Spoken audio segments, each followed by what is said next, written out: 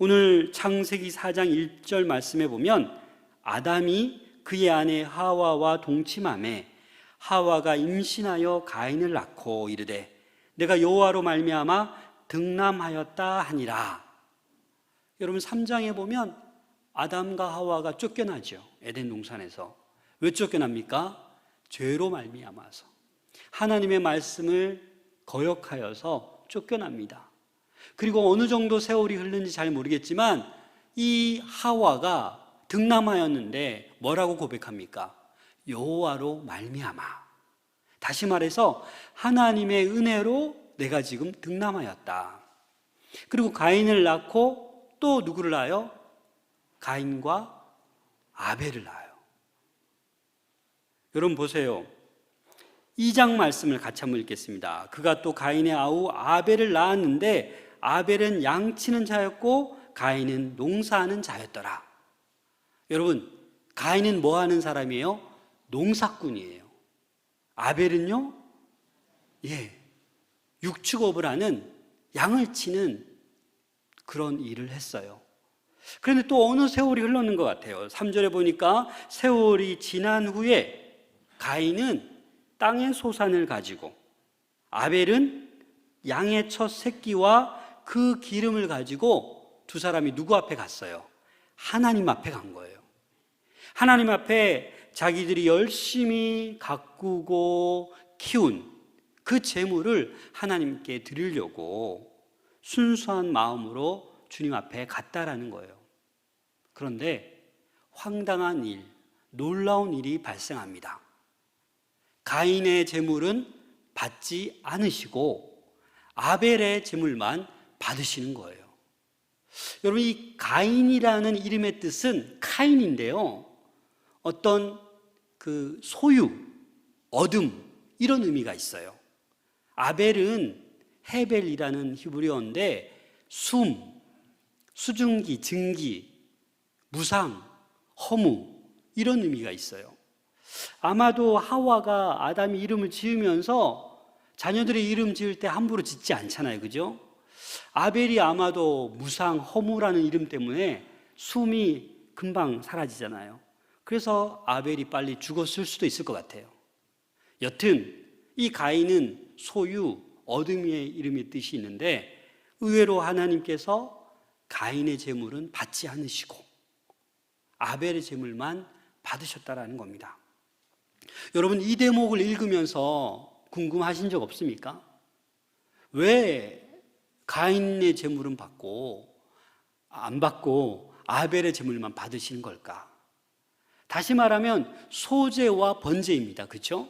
소재는 안 받으시고 번제만 받으신다? 뭔가 이상하지 않습니까? 하나님께서 그 당시 채식은 싫어하시고 육식만 좋아하셨나요? 그런 거 아니잖아요. 하나님은 사실 저와 여러분들이 드리는 재물 그거 가지고 좌지우지 되는 분 아닙니다. 우리 하나님은 모든 것을 소유하고 계신 분이에요. 그래서 그 드리는 이들의 마음과 태도와 그 중심을 보시는 분이 우리 하나님이십니다.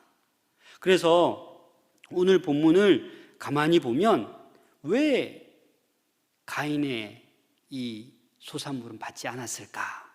그런데 어떤 학자들이 이렇게 얘기합니다. 재물에 피가 없기 때문에 하나님께서 반응하지 않으셨다. 독일의 성서학자인 유명한 폰 라드라는 사람이 있습니다. 이 사람은 뭐라고 얘기했냐면 피의 희생이 여호와께 더 기쁜 제물이었기에 아벨의 제사가 연락되었다. 이렇게 얘기했습니다. 여러분, 혹시나 예전에 설교하시는 목사님들도 이 본문을 가지고 피의 제사가 아니기 때문에 가인의 제물은 연락하지 않았다, 이런 설교를 들으신 분들도 있을 수 있습니다. 하지만 분명한 것은 후대에 이런 제사의 규정이 정해진 거예요. 그런데 가인과 아벨은 그런 제사 규정이 전해지기 한참 전이지 않습니까? 그래서 그런 것을 소급 적용하는 것은 올바르지 않다라는 겁니다. 다시 말해서 하나님께서는 제물의 어떤 종류나 제물의 어떤 유형에 의해서 피 흘림이 있느냐 없느냐에 상관없다라는 겁니다. 그러한 이유로 가인의 제물을 받지 않으신 것이 아니다라는 말씀입니다. 그렇다면 어떠한 이유로 우리 하나님께서 가인의 제물을 받지 않았겠습니까? 먼저 우리 하나님은 예배자의 태도를 보십니다. 이 본문을 계속 읽다 보면은 가인은 좀 허례허식으로 준비한 것 같아요. 그냥 땅의 소산으로 제물을 삼아. 무슨 말 이해되죠? 그냥 내가 농사 짓는 거 그것 중에 그냥 제물로 삼아서 여호와께 드렸다. 근데 아벨은 어떻습니까? 아벨은 자기도 양의 첫 새끼, 많은 양들 중에 흠 없는 가장 첫 새끼를 그리고 기름으로 드렸다라는 거예요. 여러분, 구약 시대의 그 기름, 내장에 붙어 있는 기름이 아주 귀한 제사에 사용되는 기름입니다. 아주 소중한 거예요. 그래서 아벨은 어찌 보면 어떻게 합니까? 태도가 벌써 첫 새끼, 기름, 태도가 다르다는 거예요. 근데 가인은 그냥 소산물 중에 동생이 가는 거 보니까 따라갔을 수도 있어요. 그냥 더 명확히 알 수 있는 것은 우리 4장 5절 말씀입니다. 우리 창세기 4장 5절 말씀을 같이 한번 읽어보겠습니다. 시작. 가인과 그의 제물은 받지 아니하신지라 가인이 몹시 분하여 안색이 변하니. 여러분, 지금 가인이 거절당했어요. 그죠? 거절당하자 가인의 얼굴 표정이 어떻습니까? 안색이 변하는 거예요. 분을 내는 거예요. 사실 여러분들 같으면 어떻겠습니까? 여러분들이 가인이라면 하나님께 제물을 드렸는데 하나님이 리젝트해요. 거절해요. 그럼 어떻게 하겠어요? 하나님 죄송합니다. 제가 본의 아니게 정신없이 그냥 집에 있는 소산을 가져왔는데 죄송합니다. 제가 첫 곡식 제일 잘 익은 거 다시 가져오겠습니다. 아니면 제가 동생에게 양 한 마리 사서 다시 제가 제물 드리겠습니다. 이 모습이 좋죠. 그죠? 그런데 가인은 지금 뭐라고 하는 겁니까? 분하여 안색이 변했다라는 겁니다. 물론 거절감에 대한 상처는 있겠지요. 하지만 지금 가인은 분을 내고 있는 거예요. 얼굴이 찌그러진 거예요. 화가 난 거예요. 그래서 이 안색이 변하다라는 단어를 보면 얼굴을 떨어뜨리다라는 의미가 있어요. 여러분, 하나님께 감히 분내고 화난 얼굴을 대면해서 막 얘기할 수 있습니까? 여러분들이 상관에게, 높은 사람에게 내가 화난 얼굴 모습을 그대로 비춰줄 수 있겠습니까? 고개를 숙이고 못 보게 속으로 막 분을 삼키지 않아요? 그런 모양인 거예요. 가인은 지금 분을 참지 못하고 자기 재물을 받지 않은 그 굴욕감을 느끼고 고개를 들지 못하고 있는 거예요. 다시 말해서 가인은 선한 예배자가 아니다라는 겁니다. 악한 예배자라는 거예요. 하나님은 다 아십니다. 하나님은 우리의 모든 삶을 아시는 분이십니다. 우리 창세기 4장 7절 말씀을 같이 한번 읽겠습니다. 창세기 4장 7절 시작. 내가 선을 행하면 어찌 낯을 들지 못하겠느냐? 선을 행하지 아니하면 죄가 문에 엎드려져 있느니라. 제가 너를 원하나 너는 죄를 다스릴지니라. 하나님께서 명백한 이유를 지금 말씀하고 있는 거예요. 가인, 너는 지금 선을 행하지 않고 있다. 악을 행하고 있는 것 같다. 그래서 내가 너의 재물을 받지 않는 거다. 네가 정말 선을 행하였으면 분내며 안색이 변하며 얼굴을 떨어뜨리는 것이 아니라 얼굴을 들어야 된다. 웃으면서 주님 죄송합니다. 제가 더 열심히 제물을 드리겠습니다. 선한 사람은 그렇게 반응하는 거예요. 근데 가인은 지금 그의 삶이 선하지 못했다라는 겁니다. 악했다라는 겁니다. 여러분, 시편 33편 15절 말씀을 같이 한번 읽어보겠습니다. 시작. 그는 그들 모두의 마음을 지으시며 그들이 하는 일을 굽어 살피시는 이로다. 아멘. 이 본문을 세 번역으로 제가 다시 읽겠습니다. 주님은 사람의 마음을 지으신 분, 사람의 행위를 모두 아시는 분이시다.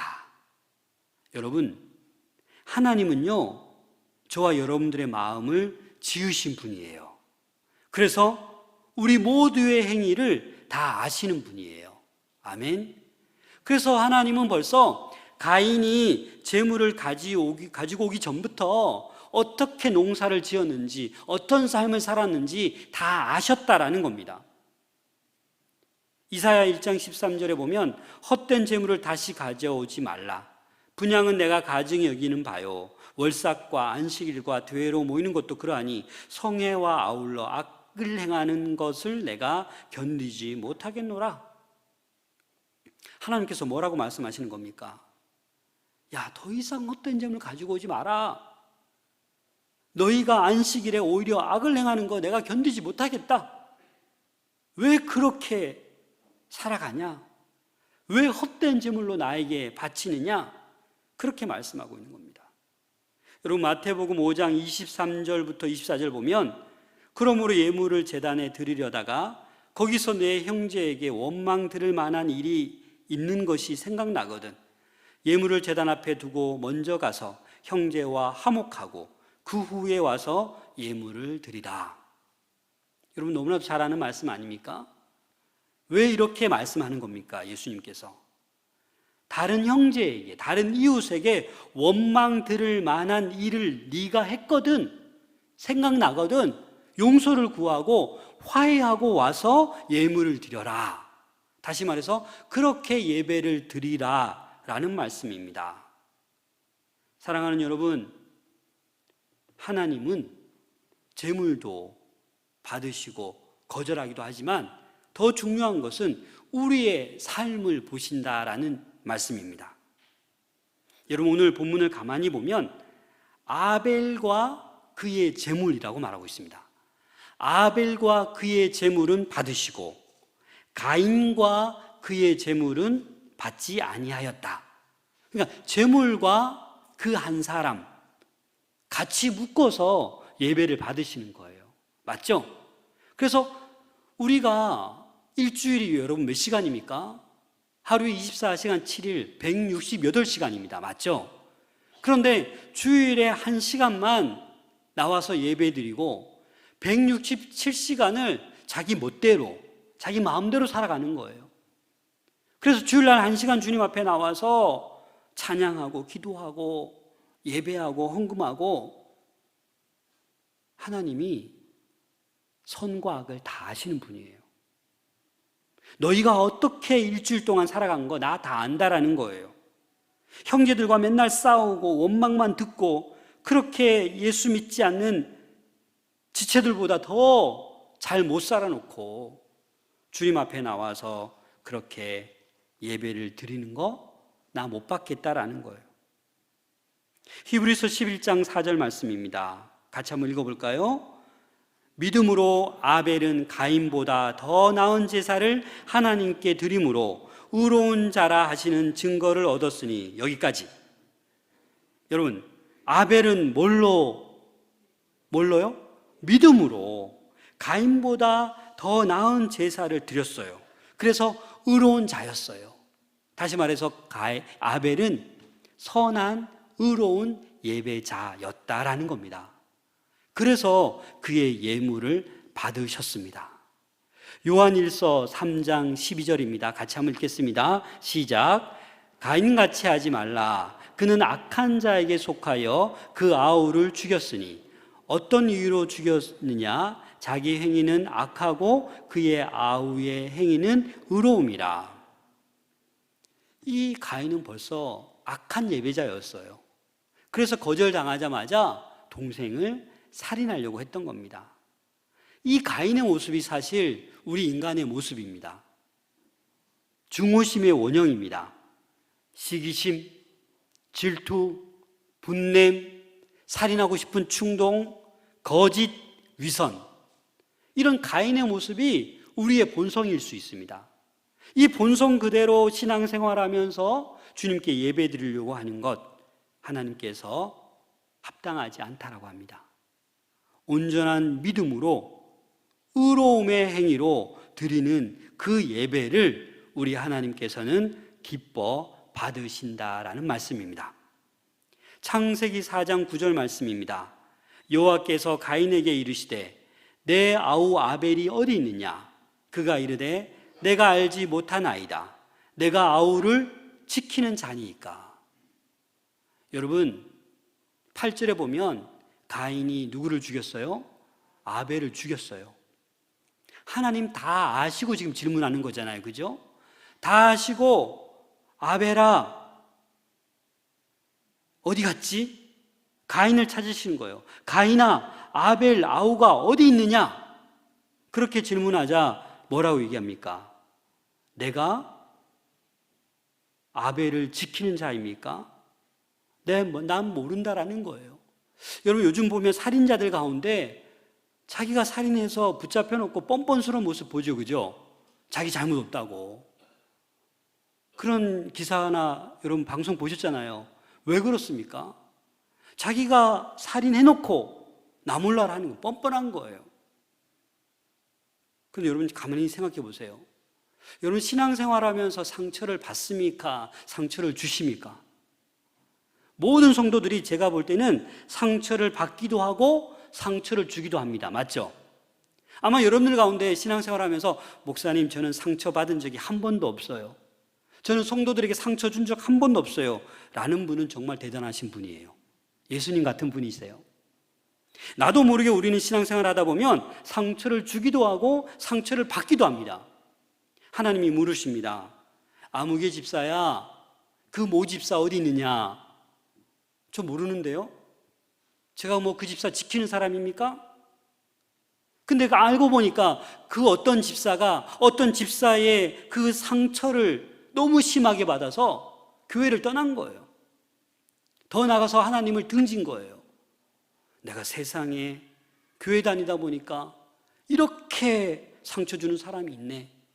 교회를 떠나버렸습니다. 근데 우리는 뭐라고 해요? 내 탓입니까? 내가 어찌합니까?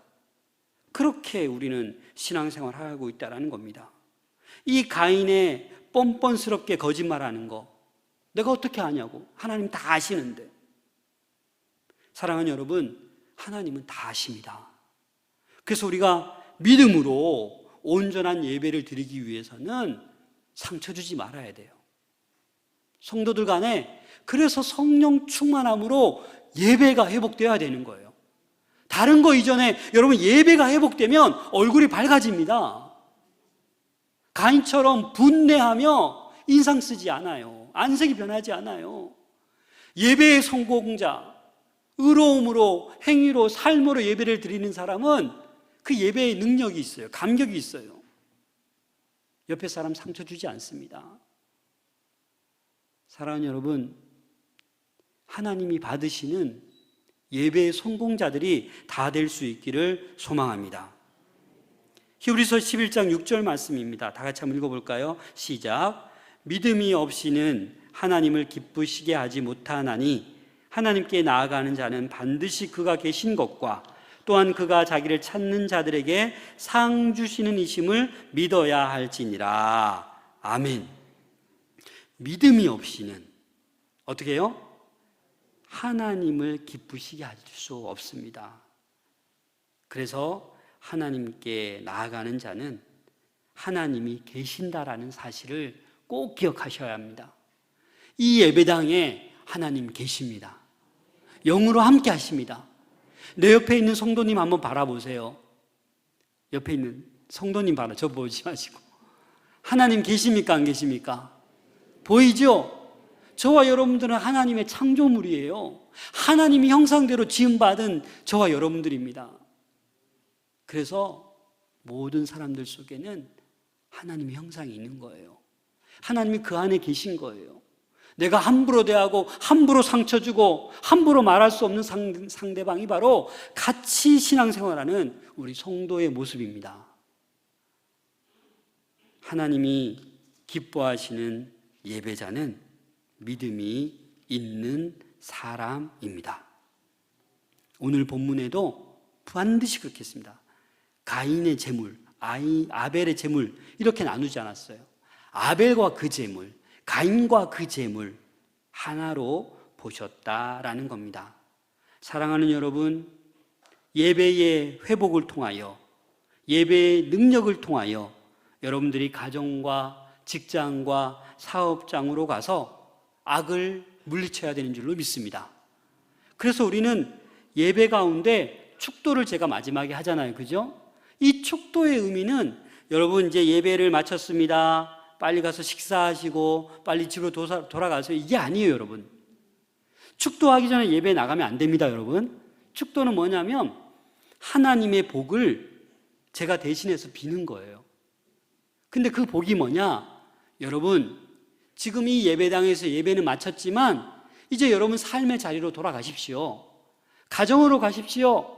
직장으로, 사업장으로 가세요. 거기서 예배의 삶을 살아내세요. 그런 의미입니다.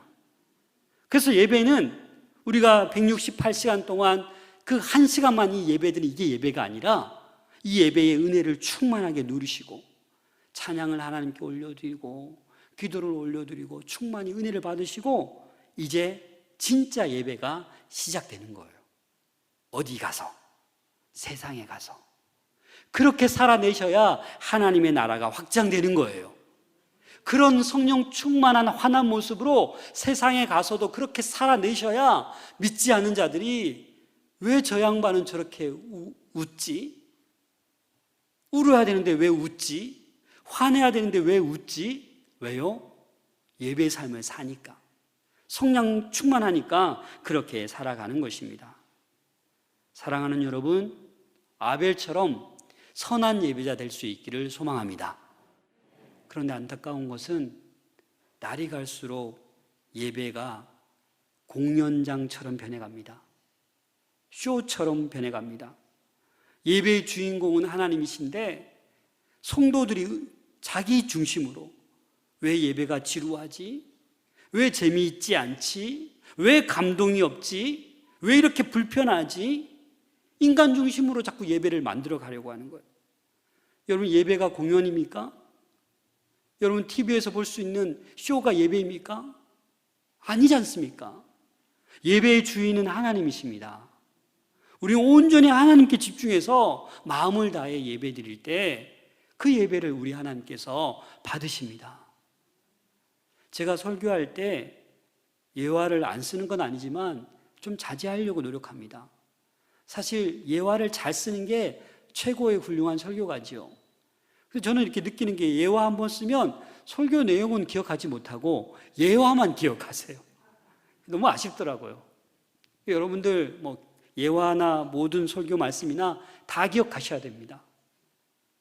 드라마도 보면, 영화도 보면 웃겨야 되고 눈물 짜내야 되고 액션이 있어야 되고 막장이 있어야 되고 이런 것들이 다 있어야 뭐라 그러죠? 영화도 그냥 시청률이 드라마도 제일 좋은 거예요. 인기가 많은 거예요. 대박 나는 거예요. 여러분, 예배도 그렇습니까? 그렇지 않다라는 거예요. 예배의 주인은 하나님이십니다. 올 한해 우리 마하산 동무교회 모든 권속들 여러분, 첫 번째 우리 비전입니다. 성령 충만으로 예배가 회복되는 우리 마하산 동무교회 될 줄로 믿습니다. 이를 위해서 예배 중심 주인인 하나님께 우리 예배를 의롭게 믿음으로 잘 드리시고 또 일주일의 삶 가운데도 부단히 노력합시다. 축도 이후에 세상에 나가서 삶으로 예배를 드리는 우리 모두가 될 수 있기를 소망합니다.